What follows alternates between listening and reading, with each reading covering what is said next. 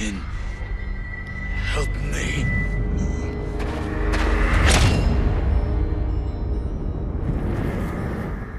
Hey everyone, Radical Dreamer Steve here with another episode for you. Today we're talking about Ghost of Tsushima. This is going to be the game of the year for a lot of people in 2020, but it does have its detractors. Some people like to say it's sort of a simulator that just has a beautiful coat of paint. I just put 45 hours into it. I had a lot of fun with it, and I sort of want to analyze the good and the bad here and sort of why you should play this game, because ultimately I do think it's a great game that you should play.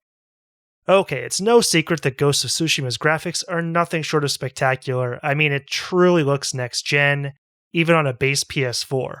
I do feel like with this game, the graphics are very tied into the theme in the exploration, in that this is a game that's supposed to be a historical fiction account of a Mongol invasion of Japan. And this game does a really good job of depicting Japan fairly accurately.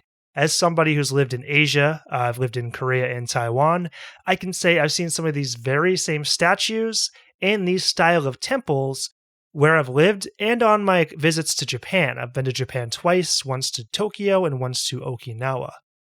So where is the problem then? What are some people having a problem with here? Well, I think it comes down to the exploration elements. You see, the main story in this game is actually quite good, and I think a lot of people are really going to enjoy it. It follows Jin, the last samurai standing on the battlefield, and sort of his rebellion against the Mongol invaders. And he kind of ends up getting all these kind of old warriors and people who have significant skills to assist him in overthrowing the Mongols. I think people are going to enjoy the story. It has twists and turns, great characters on the side, and the story is never too in your face. So people are really going to enjoy that. I think that where this game might run into a few problems is probably with the exploration, and I would probably say that that's sort of a threefold problem. The first is that most of the exploratory tasks, and when I say exploratory tasks, I'm talking about stuff like finding the fox dens, finding the shrines, doing the hot springs, and there's a few other things you can find as well.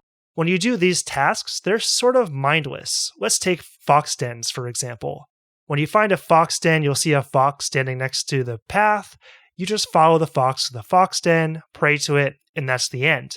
There's no real gameplay involved. You just walk and follow the fox. And there's 49 fox dens. So someone who wants to complete this game, either 100% and get that platinum trophy or do all the side quests, this is going to be sort of a lot of just kind of walking and looking around for foxes. It's not really all that mentally stimulating. The second problem is sort of that the reward for these quests is not that great. Like, sure, they are great over time. Like, if you do all of the fox dens, you'll get a bunch of charm slots, and that will really boost your attack. However, each one of these side tasks only takes maybe 10 to 15 minutes to complete and offers a very small reward. For instance, when you go to Hot Spring, you'll get a tiny HP boost. I actually enjoyed the hot springs. I found them just to be really beautiful, and I just love hot springs in general, so they were really fun to find. The one I did have a problem with, though, was actually the shrines. I didn't enjoy finding the shrines because, although they're beautiful, the shrines, when you find a shrine, usually the path is kind of obstructed or broken, and you have to go through a series of platforming elements, not a whole lot different from a game like Uncharted, where you're sort of scaling cliffs and, jumping around, kind of monkeying it, so to speak. And it's cool, like, you're jumping across branches in samurai fashion, you're scaling cliffs, but there's no real danger involved. The platforming is sort of devoid of any kind of challenge or risk. In a game like Uncharted, it felt like some of the jumps you did, you would be like, oh man, do I actually have to do that jump? And you would try it and you'd die and be like, oh crap, I was totally wrong. That's not what you're supposed to do. And so there's always an element of excitement and sort of fear in the platforming, but Ghost of Tsushima is kind of devoid of that. The platforming, even though what you're doing is technically really cool, it's sort of devoid of any kind of real challenge or mental stimulation. So it sort of feels empty. And again, there's a lot of shrines. And the third problem is kind of the monotony. There's just too many of these things, like 49 fox dens. We don't really need 49 fox dens. I think they did this because the map is quite large and they wanted to keep players engaged. So wherever you are on the map, there's definitely stuff all around you. There might be a fox den, there might be a monument, there might be a shrine, a hot spring, a bamboo strike. So There's a lot of monotony in here, but at the same time, when you keep riding your horse around and exploring, you constantly get these small rewards for doing so. Now, like I said, overall, I like this game, so I want to stick more to the positive side.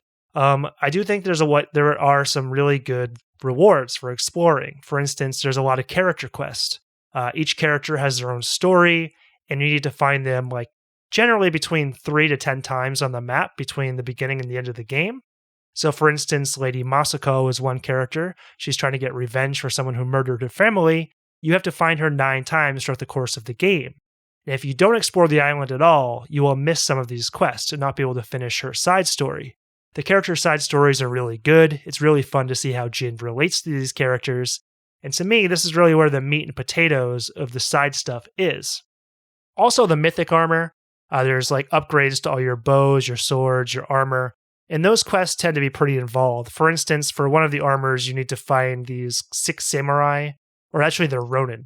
6 Ronin who want to kill you. And you need to fight the Ronin and then get to their boss and kill him.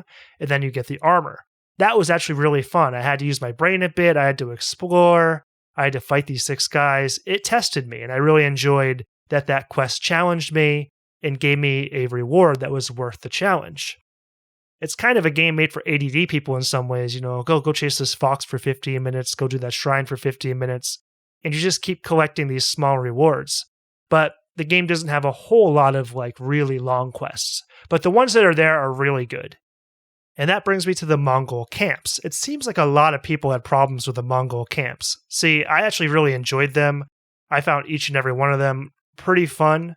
It kind of reminded me of a game like Metal Gear Solid 5, where you can kind of go into the camp and choose your playstyle. You could go in and just like hack everyone to pieces, or you could go in there like a ninja and be stealthy, or you could go in there kind of like with some strategy. You can go in there and shoot some bees' nests and create diversions.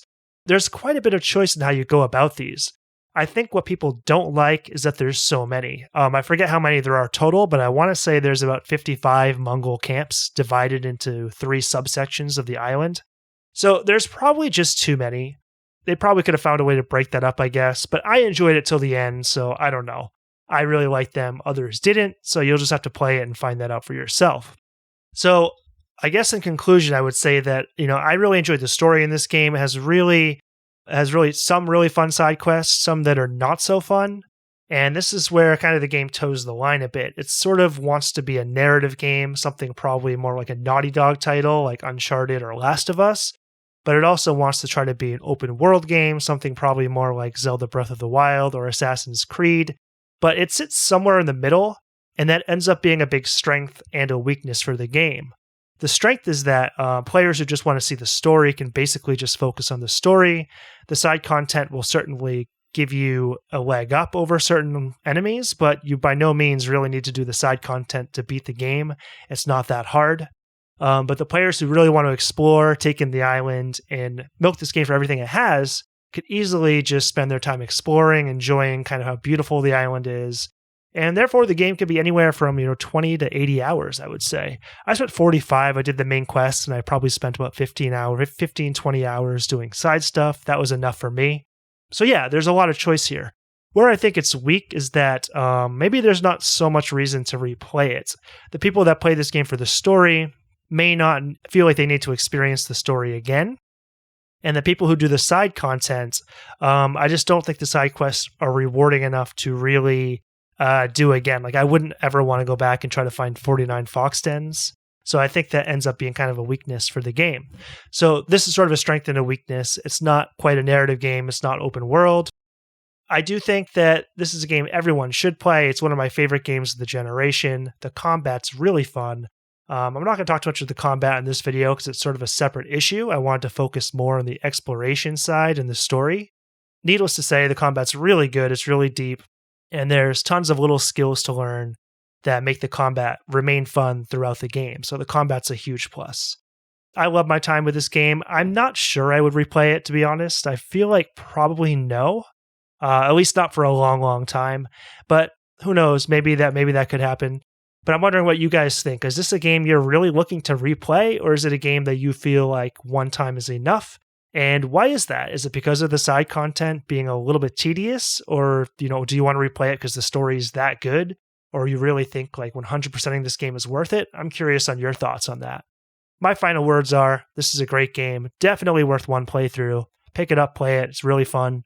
But it may not be everything you want it to be, so just be aware that there are some definite flaws with this game, as good as it is. So yeah, go play Ghost of Tsushima.